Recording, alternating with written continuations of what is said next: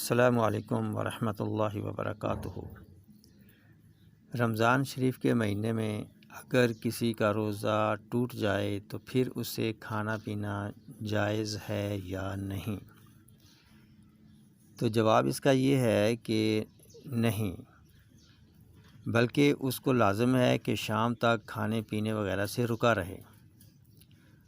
اسی طرح اگر مسافر دن میں اپنے گھر آ جائے، یا نابالغ لڑکا بالغ ہو جائے، یا حیض و نفاس والی عورت پاک ہو جائے، یا مجنوں تندرست ہو جائے تو ان لوگوں کو بھی باقی دن میں شام تک روزہ داروں کی طرح رہنا واجب ہے۔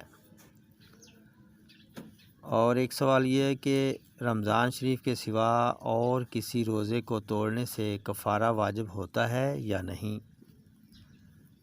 تو اس کا جواب یہ ہے کہ کفارہ صرف رمضان شریف کے مہینے میں فرض روزہ توڑنے سے واجب ہوتا ہے۔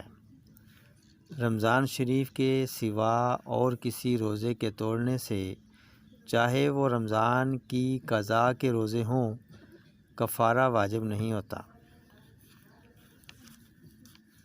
اور سوال ہے، روزے کی قضاء واجب ہونے کی کتنی صورتیں ہیں؟ تو اس کے لیے 3 صورتیں ہیں۔ نمبر 1، بلا عذر فرض یا واجب معین کے روزے نہیں رکھے۔ نمبر 2، کسی عذر کی وجہ سے کچھ روزے چھوٹ گئے۔ نمبر 3، روزہ رکھ کر کسی وجہ سے توڑ دیا یا ٹوٹ گیا تو ان روزوں کی قضاء رکھنا فرض ہے۔ اچھا، سوال ہے قضاء کب رکھنی چاہیے؟ اس کا جواب یہ ہے کہ جب وقت ملے تو جس قدر جلدی رکھ سکے رکھ لینا بہتر ہے، بلا وجہ دیر کرنا بری بات ہے۔ اچھا، یہاں یہ سوال ہوتا ہے کہ قضاء روزے لگاتار رکھنے ضروری ہیں یا نہیں؟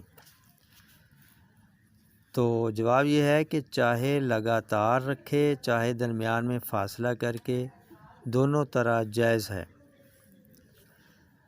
سوال ہے، اگر پہلے رمضان کے روزے ابھی قضاء رکھنے باقی تھے کہ دوسرا رمضان آ گیا تو کیا کرے؟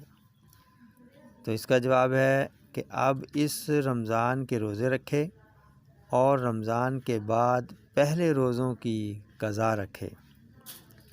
تو یہ اس کے بارے میں معلومات تھی، تو امید ہے انشاءاللہ تعالی بہت سا فائدہ ہوگا۔ السلام علیکم ورحمۃ اللہ وبرکاتہ۔